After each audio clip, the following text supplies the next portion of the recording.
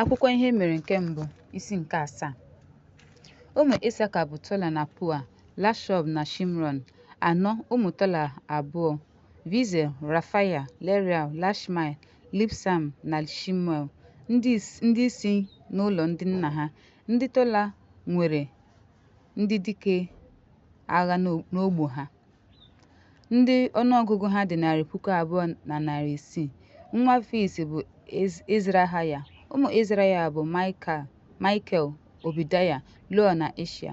Mmadụ 5 n'ime ha, ndị si ọgbọ ha dị iche iche dịka ụlọ ndị nna ha si dị, nwere ndị agha maka agha 6,000 na 30,000, n'ihi na ha nwere ọtụtụ nwunye na ọtụtụ ụmụ. Ụmụnne ha, ndị si n'ezinụlọ Isaka niile, bụ ndị dike agha 40,000 n'ọnụọgụgụ, dịka usoro ọmụmụ ha si dị. Ụmụ Benjamin bụ Bela, Beka na Jedel. 3 ụmụ Bela, Ezbon, Viziel, Leramot na Iri, ndị isi nke ezinụlọ nna ha, ndị dike n'agha, ndị a gụrụ dịka usoro ọmụmụ ha si dị, 2,234.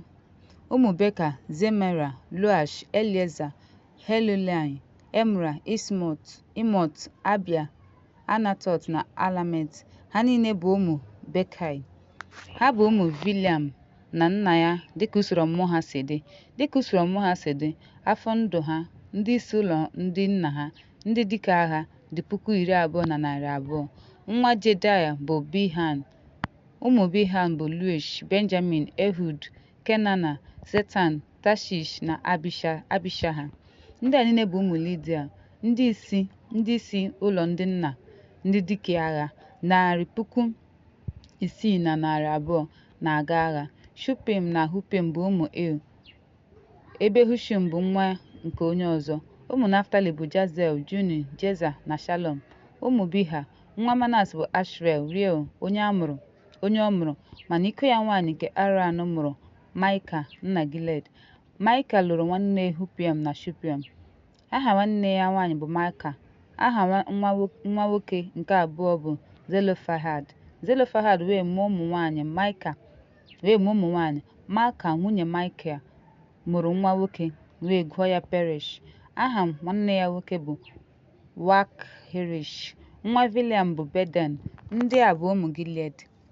Nwa Maịka nwa Manas, nwanne ya nwaanyị bụ Moleket mụrụ Ishdod, Abiza na Mahala. Ụmụ Shimada bụ Ahian, Shekem, Liki na Aniam. Ụmụ Efram bụ Shutela, Bered. Nwa ya nwoke bụ Tahat, Elada. Nwa ya nwoke bụ Tahat, Zabad. Nwa ya nwoke Shutela, Eza na Eled. Ndị Gat bụ ndị a mụrụ n'ala ahụ gburu ha n'ihi na ha gbabatara igburu anụ ụlọ ha. Ya mere Efrem nna ya kwara akwa ruo ọtụtụ ụbọchị. Ụmụnne ya wee bịa ịkasi ya obi. Mgbe ọ banyere n'ụlọ nwunye ya, ọ tụrụ ime wee mụọ nwa nwoke onye a kpọrọ Beriel, n'ihi na ụlọ ya dị n'ihe isi ike. Aha nwa ya nwaanyị bụ Shera, onye wuru Bet-Horon, akụkụ ala na akụkụ elu, na Vizhan Shera. Nwa ya nwoke bụ Refa, Reshev, Tela nwa ya nwoke, na Tahan nwa ya nwoke, Ladan nwa ya nwoke, Amhud nwa ya nwoke, Elishama nwa ya nwoke, ọ bụghị nwa ya nwoke, Lehoshua nwa ya nwoke. Ihe onwunwe ha na ebe obibi ha bụ Betel na obodo nta ya, Narian n'akụkụ ọwụwa anyanwụ, Gizia n'akụkụ ọdịda anyanwụ na obodo nta ya, Shekem na obodo nta ya, ruo Aza na obodo nta ya, na n'akụkụ ebe ụmụ Menas, Boshen na obodo nta ya, Tanak na obodo nta ya, Megide na obodo nta ya, Doa na obodo nta ya. Na ebe ndị a ka ụmụ ndị furu efu nwa Izrel bi. Ụmụ Ashia bụ Emna, Ishua, Beria na Sera nwanne ya nwaanyị. Ụmụ Beria bụ Heba, Malkiel nna Baziot. Heba mụrụ Laflet, Shoma, Hotam na Shua nwanne ya nwaanyị.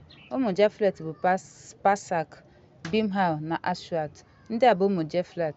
Ụmụ Shema bụ Ahi, Roga, Jehuba na Eram. Ụmụ Helem nwanne ya nwoke bụ Zofa, Limna, Shelesh na Amla. Ụmụ Zofa bụ Sua, Hanafe, Shua na Imran. Beza, Hod, Shama, Shilsha, Itran na Beria.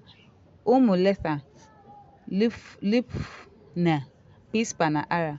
Ụmụ Vilia, Hara, Hanel na Rizia. Ndị a niile bụ ụmụ Asa, ndị isi nke ụlọ nna ha, ndị ama ama, ndị dike agha na ndị isi ọkwa mbụ.